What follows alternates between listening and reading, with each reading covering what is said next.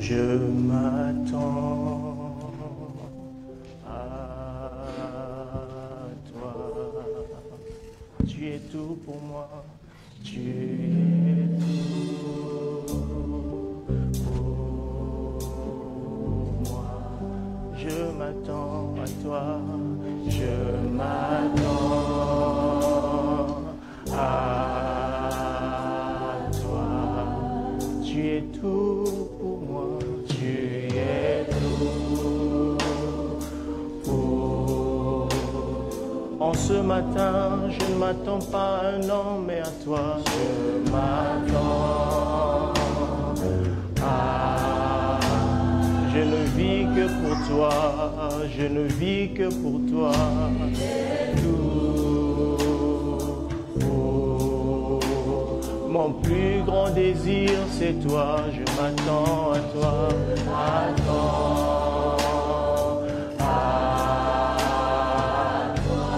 Tu es tout pour moi. Tu es tout pour. Tu m'éclaires de ta présence, éclairé de ta présence. Prosterné, prosterné, Prosterné, adorant, adorant, prosterné, adorant. adorant. Éternel Dieu, comme le chant le dit, nous nous attendons qu'à toi, Seigneur. À chaque rendez-vous, à chaque culte, à chaque rencontre et rassemblement des saints, c'est toi l'objectif. C'est toi le but principal. Même lorsque nous venons avec un problème, nous venons avec une situation qui nous accable, en réalité, nous ne venons pas te demander la solution. D'abord, nous voulons te désirer toi. Parce que lorsque nous t'avons toi, nous avons la solution. Parce qu'au-delà d'avoir la solution, tu es toi-même la solution. Seigneur, nos cœurs ne s'attendent qu'à toi. Nos vies ne dépendent que de toi. Alors que, en préparant ce temps, tu m'as promis que ceux qui auront soif, véritablement soif de Dieu, rencontreront le Dieu, l'Éternel. Ceux qui viendront avec des vases vides, ceux qui viendront avec ce désir ardent de rencontrer le Seigneur, ils verront Dieu. Comme à cette femme, tu lui as dit de prendre une grande quantité de vases, parce qu'il y avait de l'huile qui était abondante. Jusqu'à ce qu'il n'y avait plus de vase et l'huile s'est arrêtée. Seigneur, je prie en ce jour que notre soif ne s'arrête jamais, afin que l'huile continue à couler et à déborder dans la vie de chacun. Et tout ce que tu as prévu pour chacun en ce jour, nous sommes ici dans cette piscine de Bethesda, mais où la règle n'est pas la même. Mais là où Jésus vient et tout le monde peut être guéri au même moment. Où tout le monde peut avoir la guérison d'une manière ou d'une autre. Le principe n'est pas de tomber dans l'eau, mais le principe devient de croire au Seigneur Jésus le Christ. En ce jour, je proclame cette paix qui va régner dans les cœurs de chacun. Je proclame la joie qui vient du ciel, qui vient et qui siège dans la vie de chacun au nom de Jésus. Parce que Jésus vient donner la paix, Jésus vient donner la grâce. Et nous célébrons ta présence, nous t'acclamons, nous te glorifions parce que tu es Dieu, parce que tu es roi. Est-ce qu'on peut acclamer le Seigneur? On se lève pour acclamer le Seigneur.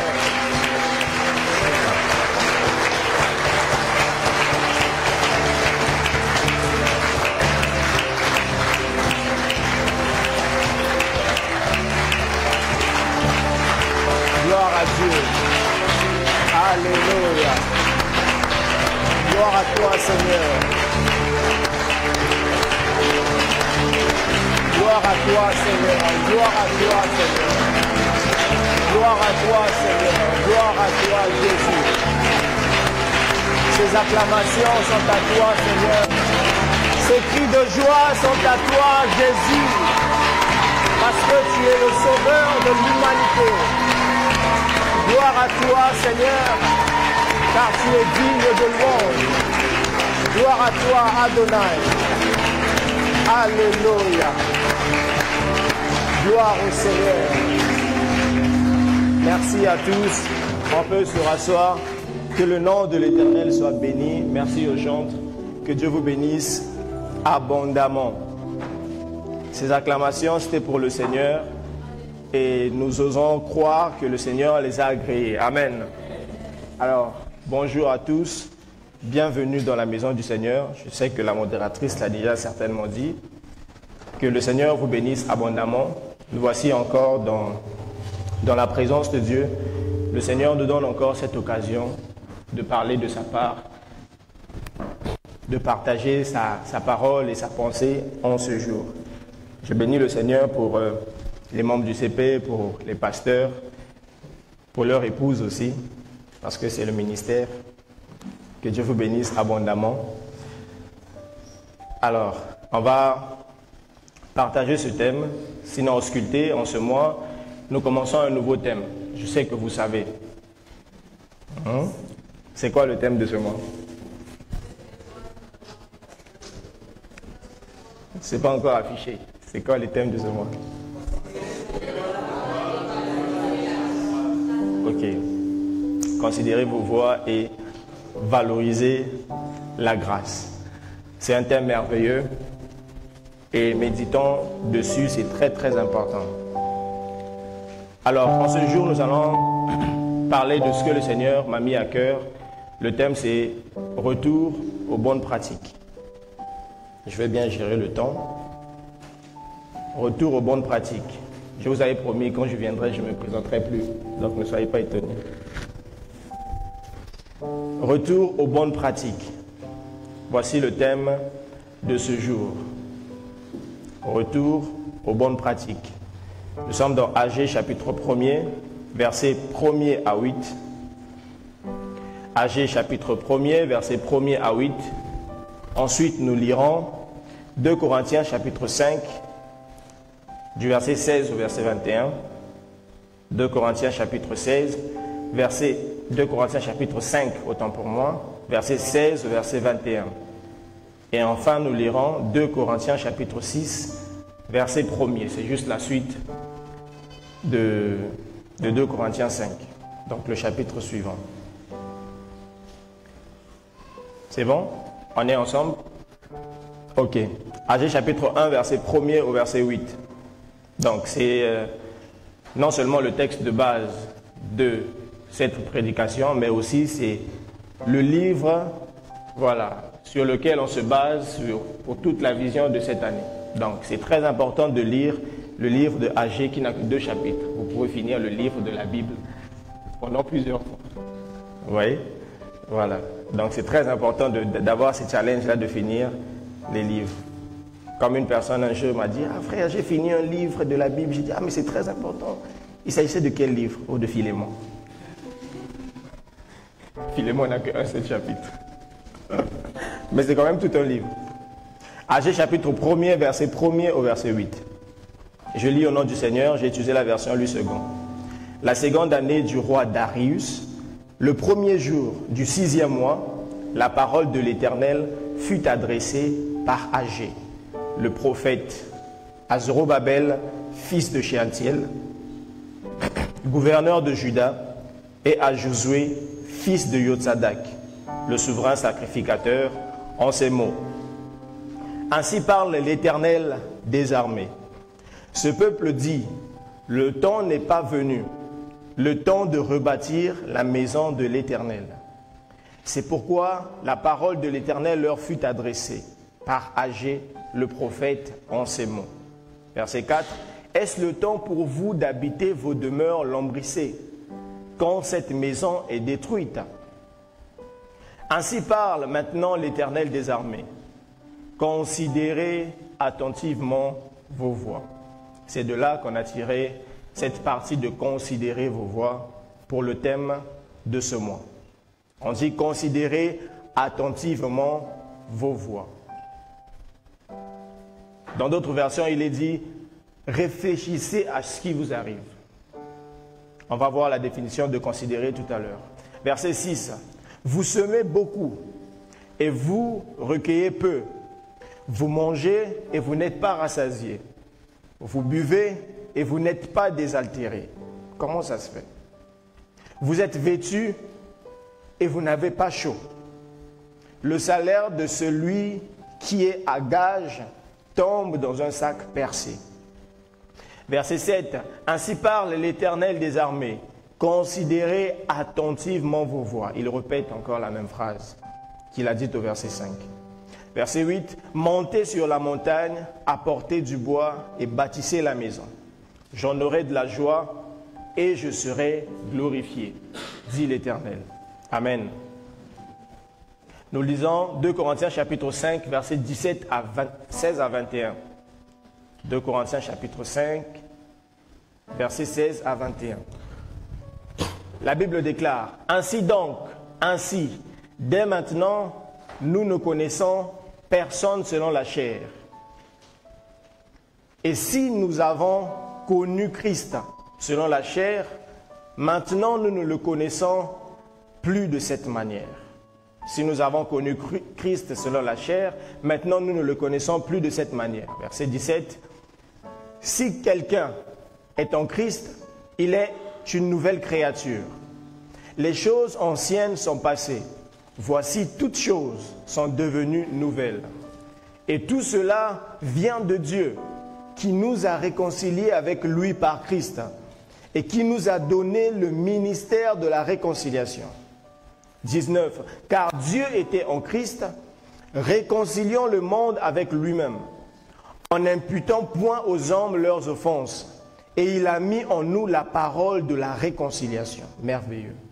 Verset 20. Nous faisons donc les fonctions d'ambassadeurs pour Christ. Comme si Dieu exhortait par nous, nous vous en supplions au nom de Christ. Soyez réconciliés avec Dieu. Celui qui n'a point connu le péché, il l'a fait devenir péché pour nous, afin que nous devenions en lui justice de Dieu. Le verset qui suit, qui va aussi de pair avec le chapitre suivant, 2 Corinthiens 6, verset 1er. Puisque nous travaillons avec Dieu, nous vous exhortons à ne pas recevoir la grâce de Dieu en vain. D'où la deuxième partie du thème de ce mois, valoriser la grâce. De ne pas recevoir la grâce de Dieu en vain. Tout ce que le Christ a fait, on y reviendra. C'est tellement merveilleux. Il nous met en garde pour dire que tout cela, s'il vous plaît, s'il nous plaît, ne considérons pas cela comme si Jésus n'avait rien d'autre à faire. C'est une grâce venant de lui. Alors, dans le chapitre 5 de 2 Corinthiens, l'apôtre Paul nous parle du corps, pour nous mettre dans le contexte. Il nous parle du corps de l'homme. Et il utilise généralement l'expression « tente ». Il appelle le corps humain comme étant une tente, c'est-à-dire un objet dans lequel l'esprit de l'homme habite, un objet dans lequel nous habitons. Et il l'appelle comme étant une tente. Et il fait comprendre que Jésus reviendra, nous revêtirons un corps nouveau. Nous allons avoir un corps glorieux. Ça, c'est les promesses qu'il fait. Il dit même que nous avons tellement hâte de quitter cette tente, de quitter ce corps, afin de revêtir ce corps glorieux. Afin d'avoir une autre forme de corps. Parce qu'on s'est rendu compte qu'avec ce corps, il y a trop de limites. Il y a un meilleur corps qui nous attend. Mais il fait comprendre aussi, gloire soit rendue à Dieu pour Jésus, par qui nous devenons une nouvelle créature, même en ayant ces corps-là. Avec Jésus, on peut devenir des nouvelles créatures, mais en ayant toujours ce même corps. Et il dit gloire soit rendue à Jésus, parce qu'il a permis que cela soit quand même possible. Même en ayant ce corps mortel, il peut changer notre nature. Vous voyez? C'est pour cela qu'il a dit, dans 2 Corinthiens 5, 16 à 17 que nous avons lu, il dit ainsi, dès maintenant, nous ne connaissons personne selon la chair. Et si nous avons connu Christ selon la chair, maintenant nous ne le connaissons plus de cette manière. Au départ, c'était du corps à corps, si on peut le dire comme ça. Au départ, il y avait la chair comme étant une nature. Mais maintenant, il a tellement changé notre nature intérieure que nous ne le connaissons plus de cette manière. Je ne sais pas si on se fait comprendre. Nous le connaissons maintenant d'une autre manière parce qu'il a changé notre nature, il a changé notre identité. C'est pour cela qu'au verset 17, le texte que nous connaissons bien, il dit « Si quelqu'un est en Christ, il est une nouvelle créature. » Il ne veut pas dire que si quelqu'un est en Christ, son corps a changé. Le corps reste le même. La coque dans laquelle nous habitons, la tente dans laquelle nous sommes reste la même. Mais il est une nouvelle créature. Ça veut dire que son identité, sa nature a été changée et transformée à l'intérieur. Et c'est le travail que le Christ a fait.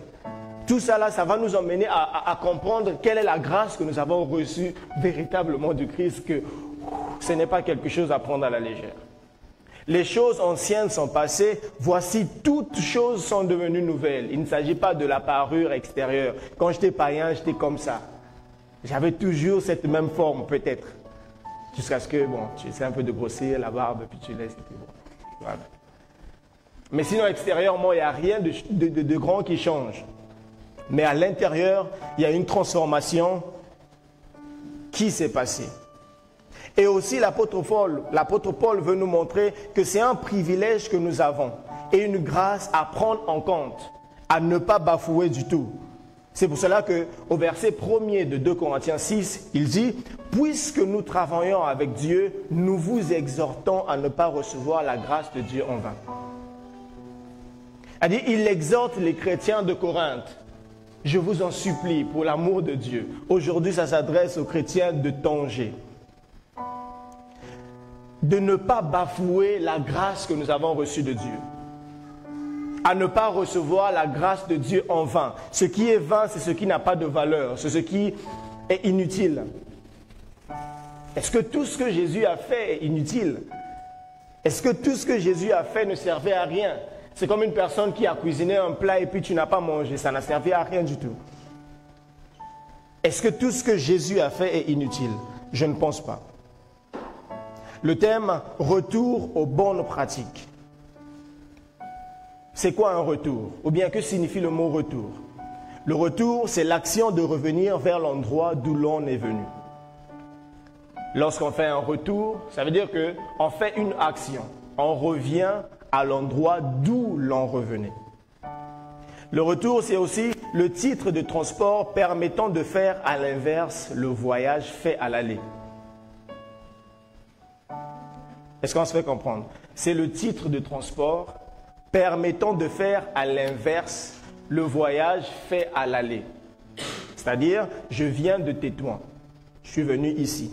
Et lorsque je vais faire un retour à Tétouan, je vais faire le sens inverse de ce que j'ai fait en venant. On est d'accord? Est-ce qu'on est d'accord? Parce qu'on doit être d'accord. Si on n'est pas d'accord, c'est pas bon. Le retour, c'est aussi un mouvement imprévu ou brutal en sens opposé. Ça peut être un mouvement imprévu. Le retour n'est pas toujours prévu. Je prends un exemple. Lorsque souvent on quitte la maison, généralement les sœurs, mais pas les sœurs d'ici, très loin. Généralement, lorsqu'on quitte la maison, on est déjà arrivé même dans le taxi, on a oublié quelque chose qui était très important, dont on aura besoin. Il y a un retour immédiat qui doit se faire. Le taximène là doit s'arrêter. On doit retourner. Surtout si c'est un taxi où tu es seul, tu es capable même de payer le double pour qu'il fasse un retour brusque, brutal, imprévu pour aller rechercher la chose afin de continuer le chemin. Je prends aussi l'exemple, lorsqu'on était petit, souvent, tu sors avec les amis, vous avez un projet d'aller jouer, vous amuser un tout petit peu, ou bien jouer au foot au coin de la rue. Dès que tu sors, tu arrives à l'avenue, au coin là-bas, tu croises papa. Ou bien tu croises maman, ou bien le grand frère ou la grande sœur, qui que ce soit, toute personne ayant l'influence sur toi. Il y a des gens, il va pas parler. Dès que tu le vois, les amis sont en train de continuer. Même eux, ils n'ont pas le droit, parce que ma mère, il tapait même mes amis, quoi. Tu te retournes directement. C'est un retour brusque, brutal, inattendu, imprévu. Tu n'avais pas prévu ça. Tu boudes, tu grognes, tu vas retourner. Elle n'a rien dit parfois. Ou bien d'autres, dès que tu vois ça, retourne. C'est un retour brusque qu'on n'avait pas prévu. Et c'est quoi la pratique ou bien les pratiques vu que c'est au pluriel? C'est un comportement habituel. Une pratique, c'est un comportement habituel. C'est une façon d'agir. Une pratique, c'est une conduite. Une pratique, c'est le fait de suivre une règle d'action. Je vais aller un peu vite. Une pratique, c'est aussi une manière habituelle d'agir. Donc, la pratique, au-delà d'être juste une action ou bien un agissement, ça devient une habitude. Une chose que l'on fait habituellement, à chaque fois, presque au quotidien. C'est un agissement, c'est une habitude comme je l'ai dit. Maintenant, retour aux bonnes pratiques. Qu'est-ce que ça veut dire en résumé? C'est revenir aux bonnes habitudes du passé. Je n'ai pas juste dit retour aux pratiques, parce qu'il y a des bonnes et il y a des mauvaises pratiques. Là, je veux qu'on revienne aux bonnes pratiques. Des pratiques qui sont utiles, qui étaient nécessaires, mais que l'on n'a plus. C'est pour cela que j'ai utilisé le terme retour. Quelque chose que l'on faisait bien, mais qu'à un moment donné, on ne le fait plus. Quelque chose qui nous était utile, mais après un moment donné, bon, on ne considère plus de la même manière. Et on doit y revenir. Donc, revenir aux bonnes pratiques, c'est revenir aux bonnes habitudes du passé.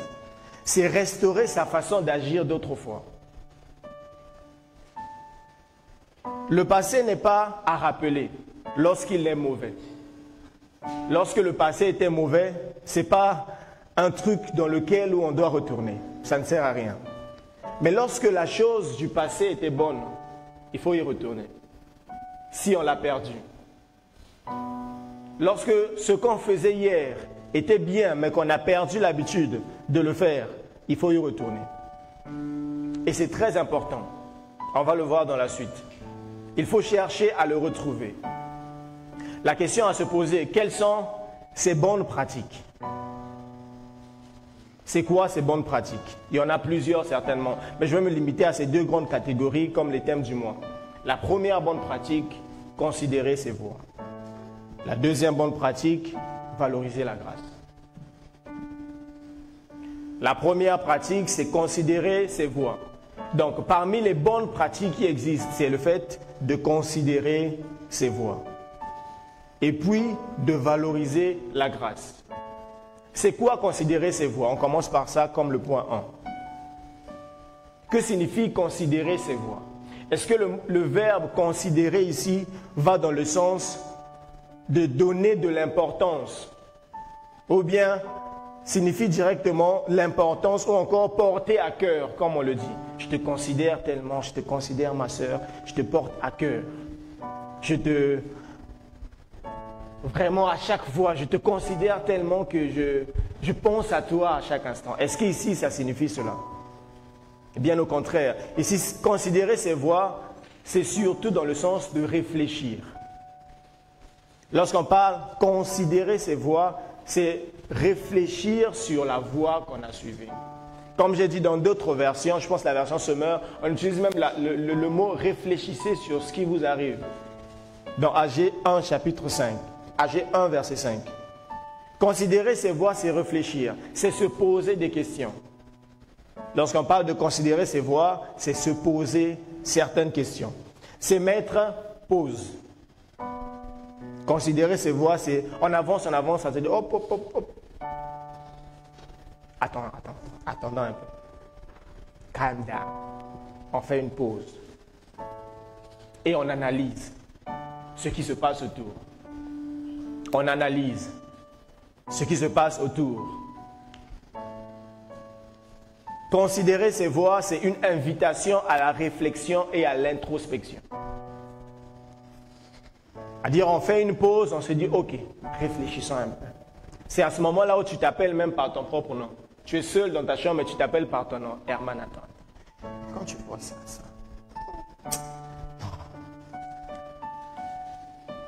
Tu es seul, mais tu essaies un peu, comme on dit dans les films, rembobiner. On rembobine, hop, hop, hop, hop. On voit, ah ok, donc l'action là. Pour s'assurer que l'on suit un chemin juste et conforme à ses valeurs et à la vraie valeur, c'est la parole de Dieu. Donc l'introspection, l'objectif de tout, c'est de savoir est-ce que tout ce qui se passe suit la vraie valeur qui est la parole de Dieu. Ça nous emmène à l'introspection. C'est très important, c'est très intéressant. Est-ce que le chemin est celui qu'il faut suivre? Le chemin est le même. Est-ce que le chemin est le même depuis le début? Comme j'ai dit, c'est un retour. On a commencé, on est parti à un moment donné. Hop, ok. On essaie de regarder d'abord. Est-ce que nous sommes toujours dans la même voie? David avait compris cela. Et vous savez qu'il pouvait dire à Dieu, regarde si je suis dans la mauvaise voie et ramène-moi sur la voie de l'éternité. C'est parce qu'il voulait à chaque fois faire une retour des bonnes pratiques. Je ne veux pas continuer à courir et à marcher sans savoir que je ne suis plus sur le bon chemin. Vous imaginez un athlète en pleine piste. On dit hop, on tire et il court. Le gars court, mais il court jusqu'à ce qu'il n'était même plus sur les trottoirs, il était sur du sable en train de courir. Il continue à courir. Mais c'est tant qu'il ne s'arrête pas, il ne saura pas. C'est lorsqu'il va s'arrêter, il va se rendre compte que j'étais même sur du sable, je ne savais pas. Il regarde derrière, les autres sont là-bas. Et c'est très important de faire cela. Est-ce que le chemin est le même depuis le début? Le peuple dans Agé s'était tellement détourné de ce qu'il fallait faire jusqu'à ce qu'il ne se rendait même plus compte. Il ne se rendait même plus compte. Je me demande, est-ce que si Dieu n'avait pas donné cette parole à Agé, est-ce que vraiment ça allait changer après? Jusqu'à ce qu'il fallait que Dieu envoie une parole. Dans la version Jérusalem que j'ai utilisée, je ne sais pas s'il y en a ici, de Agé 1.5. La version Jérusalem utilise bien le mot, il dit « Réfléchissez en votre cœur au chemin que vous avez pris ». Là-bas, on n'a pas utilisé « Considérez vos voies ». La version Louis II est un peu trop intellectuelle. Ici, il dit « Réfléchissez en votre cœur au chemin que vous avez pris ». Vous voyez? Ici, c'est beaucoup plus clair. Il leur a dit « Au moment où vous êtes en train de faire, réfléchissez en votre cœur. Regardez le chemin que vous avez emprunté. Regardez comment vous vous êtes détourné de la voie qu'il fallait, mais vous n'êtes pas rendu compte de ça. » Considérer ces voies, c'est une démarche d'auto-évaluation et de discernement. C'est à l'intérieur où on s'auto-évalue. On reste calme, on se dit, bon, ok, à l'échelle de 0 à 10, ça, je me mettrais combien? Ça, non, ça, c'est 2. Là, quand même, 7, ouais, ça va, là, ok. Il y a quand même eu l'amélioration, là, non, j'ai beaucoup régressé, mais j'ai stagné un tout petit peu. C'est cette étape où on s'auto-évalue, on discerne. Considérer ses voies, c'est cette étape qui permet de prendre conscience de son parcours et de s'assurer qu'il est en accord avec ses aspirations profondes. On a des aspirations, on analyse le parcours. Est-ce que ça s'accorde avec mes aspirations? Ça va dans tous les domaines. Ça peut s'appliquer même dans ce que nous faisons dans la vie quotidienne. Nos études, notre travail. Est-ce que mon parcours scolaire, la formation que je fais même maintenant là, est-ce qu'avec ce que mes attentes à moi, ça cadre vraiment avec ça? Parce que souvent on étudie juste pour étudier.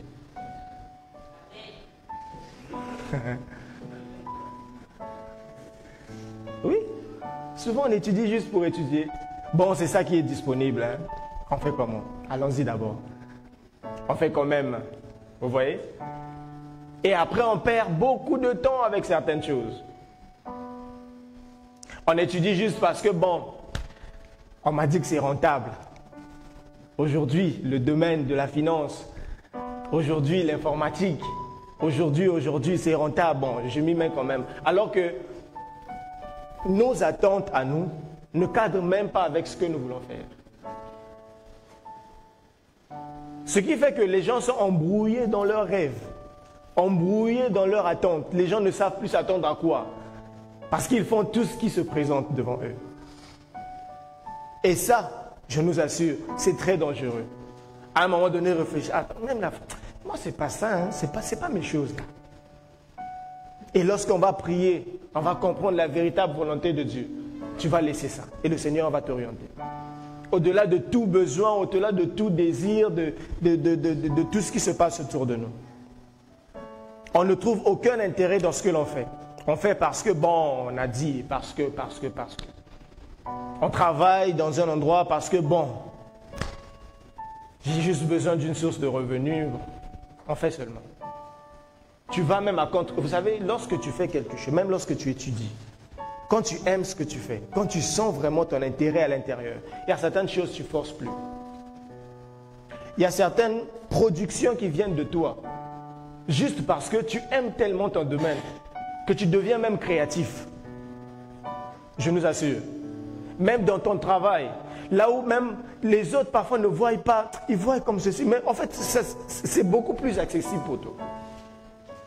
Lorsque c'est l'endroit qu'il faut, tu réfléchiras même différemment des autres. Tu auras de l'avance même, plus que les autres, jusqu'à ce qu'ils viendront même te poser des questions. On a fait le même cours, mais vous vous approchez de moi comme je ne suis pas le prof. C'est juste parce que lorsque c'est là où toi tu voulais, c'est ce que tu aspires vraiment, tu auras beaucoup plus de facilité et tu gagneras en temps.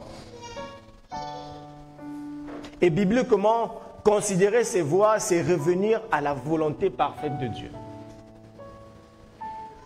Considérer ses voies, c'est revenir à la volonté parfaite de Dieu. Qu'est-ce que Dieu veut de moi? Qu'est-ce que Dieu pense de moi? C'est donner ou redonner de la valeur aux intérêts de Dieu. Considérer ses voies, c'est donner pour ceux qui n'ont pas encore fait, ou redonner de la valeur pour ceux qui avaient donné un moment, mais après, ce n'était plus le cas. Aux intérêts de Dieu. Donner la priorité aux intérêts de Dieu. C'est ce que Dieu reprochait au peuple dans Agé chapitre 1er, versets 1er à 4.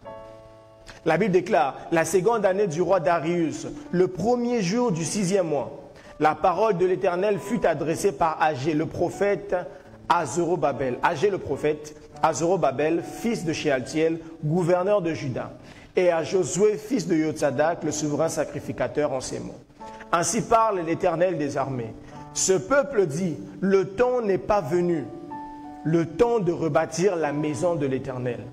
C'est pourquoi la parole de l'Éternel leur fut adressée par Agé le prophète, en ces mots. Est-ce le temps pour vous d'habiter vos demeures lambrissées quand cette maison est détruite? Quelque part, eux, ils avaient mis les intérêts de Dieu en second plan. Ils avaient priorisé leurs intérêts. Voir la maison de l'Éternel être détruite, ça ne leur disait plus rien du tout. Pourquoi? Parce que l'ordre des priorités a été inversé. Pourquoi? Parce que Dieu n'était plus au premier plan. Il y avait d'autres préoccupations dans le cœur, plus que Dieu. Aujourd'hui, les hommes ont le temps pour tout sauf pour Dieu. On a le temps pour tout maintenant, sauf pour Dieu. Les gens sont prêts à tout pour obtenir ce qu'ils veulent, sauf pour préparer l'éternité. Les gens sont capables de sortir tout leur potentiel, tout ce qu'il faut, toute leur énergie pour obtenir ce qu'ils veulent, pour avoir le poste le plus rentable, pour être le meilleur au travail, pour être le meilleur à l'école. Combien c'est très important. Mais sauf fournir des efforts ou bien préparer l'éternité. Les hommes sont prêts à tout pour avoir une belle forme physique. On va à la salle de sport, on essaie un peu de changer de régime, on ne mange pas après 22 heures, après 20 heures, on dort tôt, on essaie un peu de régler le sommeil. Tout est réglé. C'est-à-dire, il y a des gens, ils deviennent comme des machines. Tout est le soin. Combien c'est important. Prêt à tout pour une belle silhouette. Pour avoir une belle forme, pour bien ressembler, pour nos sœurs, pour nos frères aussi, les garçons aussi font maintenant ça. Un peu, voilà, quand je vais me mettre en veste, que l'on sache que bon, voilà, c'est un peu bien soin, quoi. Éviter un peu certaines choses. Vous savez de quoi je parle. Prêt à tout pour avoir une belle chevelure. Non, à mettre l'avocat et tout. Hein? Les choses qu'on mange, ça devient maintenant dans les cheveux. Mais bon, on va expliquer ça plus tard. Dieu n'est pas contre toutes ces choses. Non, non, non. Il n'est pas du tout contre toutes ces choses. Rassurez-vous. Il n'était pas aussi contre le fait qu'ils construisent leur maison. Il n'est pas contre ça. Dieu n'est pas contre le fait que nous soyons à l'aise. Dieu n'est pas contre l'aise de l'homme, non. Mais lorsque l'ordre des priorités est inversé, là, il y a un problème. Il y a totalement un problème. Lorsque Dieu ne se sent plus à la place qu'il devait être, ça devient un problème. Même la bénédiction, lorsqu'elle vient de Dieu, on a reçu la bénédiction le mois dernier et on continue à le recevoir. Lorsque la bénédiction commence à prendre la place de Dieu, cette bénédiction devient un problème. Dieu est un Dieu jaloux, c'est la Bible qui le dit. Ça devient un problème. Considérer ses voies, c'est dire que là, non, je dois revoir ça. Je dois revoir l'ordre des priorités. Qu'est-ce qui a pris la place de Dieu? Est-ce que mes aspirations ont pris la place de Dieu? Est-ce que mes désirs, mes envies, tout, est-ce que ça a pris la place de Dieu? Toutes les bénédictions que Dieu m'a données, est-ce que c'est maintenant... Ce sont des questions à se poser. Considérer ses voies, c'est examiner sa vie à la lumière de la parole de Dieu. Mettre la parole, examiner. Si ce n'est pas bon, on s'approche de Dieu, Seigneur, je veux que ça change. Je veux que ça change, je veux que ça change. Et deuxièmement, valoriser la grâce. C'est quoi valoriser la grâce? Valoriser la grâce, c'est prendre soin de tous les privilèges que nous avons en Christ. Je parle de prendre soin de tous les privilèges que nous avons en Christ. Valoriser la grâce, c'est prendre soin de tout ça. Là où le privilège est cité, souvent la responsabilité n'est pas loin. Là où il y a privilège, il y a souvent responsabilité. Les disciples avaient le privilège d'être les plus proches de Jésus. Mais ils avaient une très grande responsabilité de garder toujours l'image du Christ qu'ils portent. Ils avaient une très grande responsabilité de faire toujours comme Jésus faisait. Là où le privilège est cité, la responsabilité n'est pas loin. Et si nous avons le privilège de jouir de la grâce de Dieu, nous avons la responsabilité de la valoriser. Est-ce qu'on se fait comprendre? Si nous avons le privilège de jouir de toutes les grâces que Dieu nous fait, nous avons cette responsabilité de la valoriser. De valoriser ces grâces. Et c'est très important. La grâce, tout simplement, c'est même la personne qui est juste à côté de toi. Ah, tu as vu comment c'est une grâce? Tu as vu comment il est une grâce? Comment elle est une grâce? Valoriser la grâce, c'est valoriser toute personne que Dieu met à côté de toi. Les gens avec lesquels tu habites dans la même maison. Quelle que soit la manière dont vous prenez la tête, quel que soit tout. Mais ces gens-là sont une grâce. Les gens de ta famille sont une grâce. L'église où tu es, c'est une grâce. Nos pasteurs, nos frères et sœurs dans la foi, tout ce que l'on côtoie, sont des grâces de Dieu particulières. Et il faut les valoriser. Parce que aujourd'hui, nombreux ont compris l'importance des autres, seulement quand les autres ne sont plus. C'est au moment où l'autre n'est plus, tu te rends compte que c'était important jusqu'à ce point. Mais malheureusement, il n'est plus, ou bien elle n'est plus. Oh oui, dans il n'est plus, elle n'est plus, je parle de la mort, premièrement. Il y a des gens aujourd'hui qui, c'est après la mort, qui s'est rendu compte que, oh non, c'était merveilleux. Et il y a maintenant une mauvaise habitude aujourd'hui où on reconnaît la valeur des gens seulement quand ils meurent. C'est quand la personne meurt, on dit, c'était un jeune comme ça, vraiment, il était gentil. Mais à son vivant, personne n'a dit qu'il était gentil. Vous voyez? Apprécier comme ça, là, ça ne se faisait jamais à son vivant. C'est seulement comme il ne va plus écouter ça, c'est fini. Il est mort. Mais à ceux qui sont restés, valorisez les grâces. Valorisez chez les vivants. Valorisez les grâces. Dites, Faites des compliments à ceux qui sont à côté de vous, à ceux qui habitent avec vous. Dites des paroles, dites un merci, dites et dites encore. Valorisez les grâces que nous avons autour. C'est très, très, très important, bien-aimés. Afin de ne pas regretter cela. Aussi, il y a des voyages qui arrivent et tout. Je me dis toujours, on est au Maroc, on n'est pas dans notre pays. Les gens vont, ils viennent, d'autres s'installent, d'autres font ceci. Mais personnellement, c'est mon principe. Je profite de chaque personne.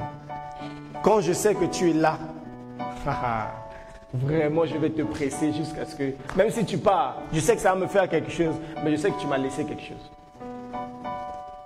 Et c'est très important, parce que c'est après juste tu attends, j'avais une question à lui poser, mais tu l'avais dénigré. Il y a des gens qui ont même les réponses à nos questions là. Mais tellement qu'on ne trouve pas de valeur en ces personnes, on n'a même pas envie de s'approcher d'eux. Je vous assure, le Seigneur parle au milieu de nous. Le Seigneur a quelque chose qu'il a déposé à telle personne. Il te dit, ok, oui, tu as prié, d'accord, sors de la prière, viens, va. Tu vois la soeur là-bas, va parler. Ah, c'est moi. Alors, je vais descendre jusqu'à ce niveau. Ah, d'accord. Et la personne va partir jusqu'à ce que tu t'es rendu compte que c'était exactement la même personne qui avait cette chose que tu voulais. Et tu as perdu. Valoriser la grâce et prendre soin des gens qui sont autour. Lisez 1 Samuel 18, on ne va pas le lire ici. Vous allez voir l'amitié qui existait entre David et Jonathan. C'était incroyable. On peut le lire quand même le premier verset ou les 4 premiers versets. 1 Samuel chapitre 18. Après que David ait vaincu le grand Goliath, la Bible dit, David avait achevé de parler à Saül. Et dès lors, l'âme de Jonathan fut attachée à l'âme de David. Et Jonathan l'aima comme son âme. Verset 2. Ce même jour, Saül retint David et ne le laissa pas retourner dans la maison de son père. 3. Jonathan fit alliance avec David parce qu'il l'aimait comme son âme. Verset 4. Il ôta le manteau qu'il portait pour le donner à David. Et il lui donna ses vêtements, même son épée, son arc et sa ceinture. Verset 5. David allait et réussissait partout où on l'envoyait. Saül, il fut mis par Saül à la tête des gens de guerre et tout le monde l'aimait.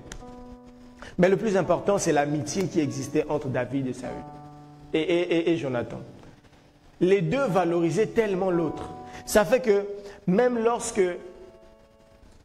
Jonathan est mort, David avait pris le trône. Il avait un désir ardent de récompenser tous les descendants de Jonathan. C'est-à-dire, est-ce que Jonathan n'a pas laissé au moins une personne à qui je vais prendre la grâce que j'avais donnée à son père? Je vais donner même à un descendant de Jonathan.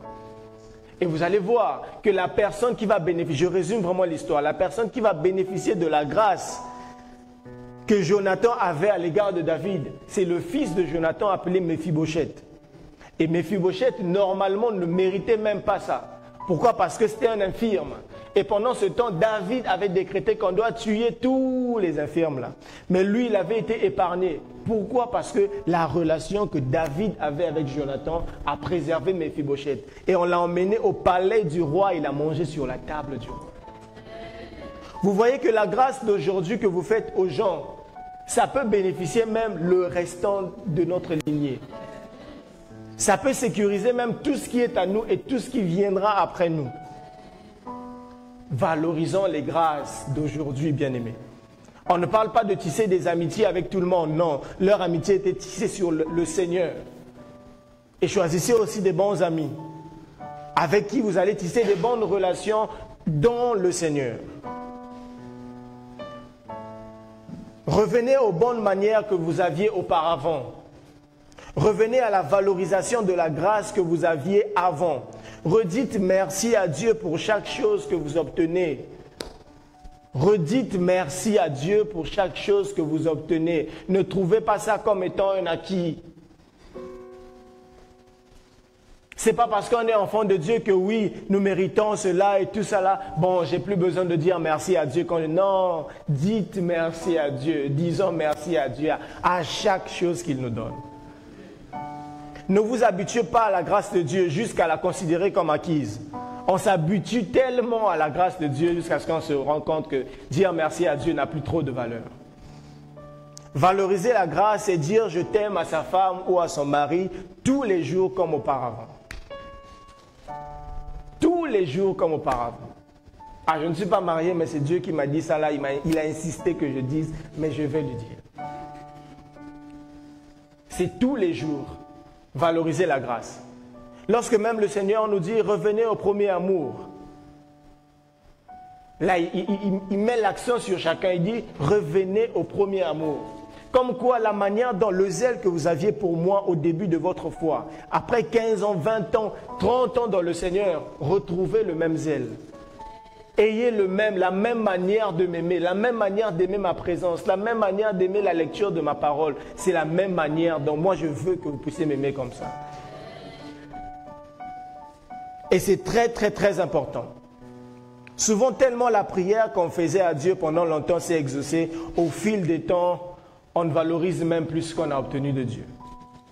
On se dit, on cherche des grandes choses maintenant. On cherche des vraies choses maintenant. Alors que quand on cherchait ça, ça semblait être une vraie chose. Jusqu'à ce qu'on s'est tellement habitué, c'est devenu accessible à nous à chaque instant. On s'est dit, bon, je pense que c'est maintenant dévalorisé.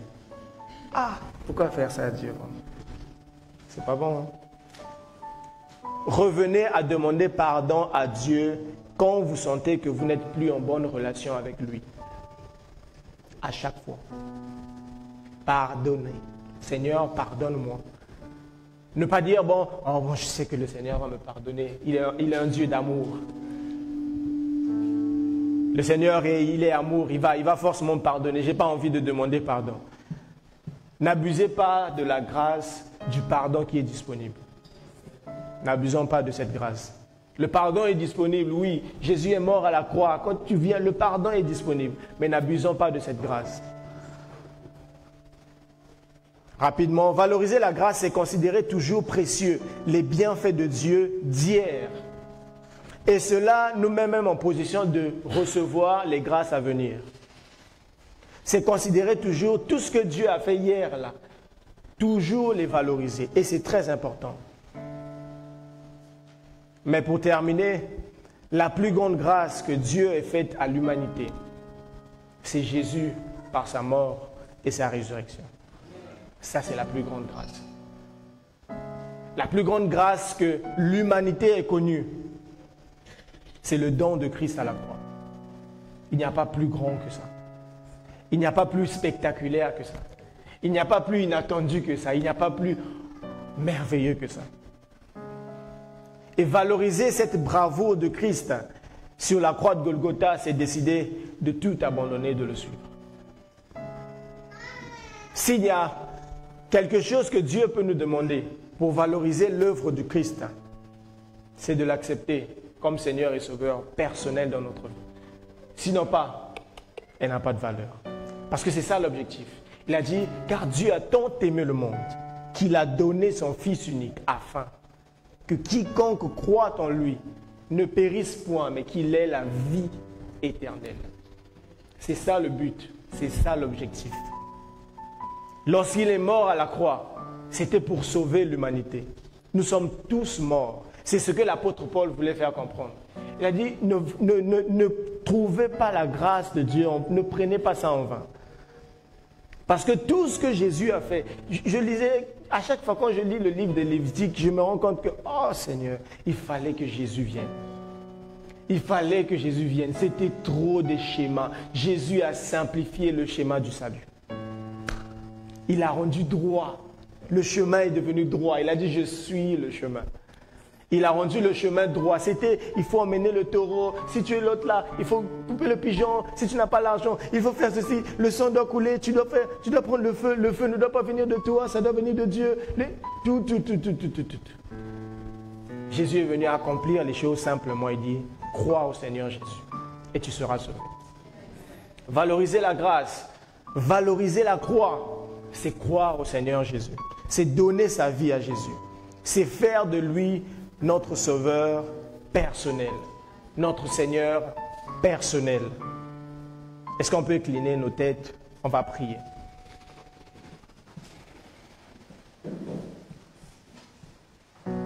Alors que beaucoup de choses ont été dites concernant considérer ses voies et puis valoriser la grâce. Je ne sais pas, je n'ai pas vraiment un sujet particulier à donner, mais si tu sens dans ton esprit ce qui monte, le fait que considérer sa voie, on a dit que je dois réfléchir. Je dois voir est-ce que c'est encore le bon chemin. Et puis voir si je peux retourner sur la voie de l'éternité. Valoriser la grâce, c'est considérer, voir important tous ceux qui sont autour de nous. Mais surtout le mieux de tout, valoriser la croix de Christ, c'est de donner sa vie à Jésus. C'est de se réconcilier avec le Seigneur. Est-ce que tu peux faire cette prière? Seigneur, aide-moi à considérer mes voies et à valoriser toutes les grâces que j'ai obtenues de toi. Élevons nos voix et prions le Seigneur dans ce sens au nom de Jésus. Nous avons reçu la grâce, Seigneur. Non, la grâce, elle est tellement grande, éternel Dieu. Tu n'aimerais pas que nous puissions dévaloriser cette grâce en pensant que tu n'avais rien à faire ou bien, bon, tu t'ennuyais tellement que tu t'es donné à la croix. Non, Seigneur. Alors que la Bible déclare qu'à un moment donné, tu ne voulais même plus prendre cette coupe. Mais après la prière, tu t'es rendu compte qu'il fallait que je la prenne quand même. Tu as pensé à nous. Tu as vu notre sort. Tu as vu la finalité de l'humanité. Tu as dit non, ils ne peuvent pas terminer comme ça. Cette belle histoire de création, au début, lorsque tu as pris ton temps, 6 jours, tu as créé, et puis tu as créé l'homme à ton image, jusqu'à ce que ce dernier finisse comme ça. Non, c'est pas bon. Et tu as pris notre mort et tu nous as donné la vie. C'est pour cela qu'en vrai, nous n'avons aucune vie à te donner. Nous n'avons que notre mort à te donner afin que toi, tu nous donnes ta vie. Et cette vie, c'est une vie éternelle. C'est une vie qui est remplie de bonheur. C'est une vie qui est remplie de grâce. Nous voulons la saisir. Nous voulons valoriser la grâce que tu nous as faite. Nous voulons valoriser la grâce que tu nous as faite. Aide chacun à faire une introspection de lui-même afin de bénéficier encore de tout ce que tu as prévu pour nous et que ton nom soit glorifié dans nos vies au nom de Jésus. Nous avons ainsi prié, nous disons Amen. Est-ce que nous pouvons acclamer le Seigneur?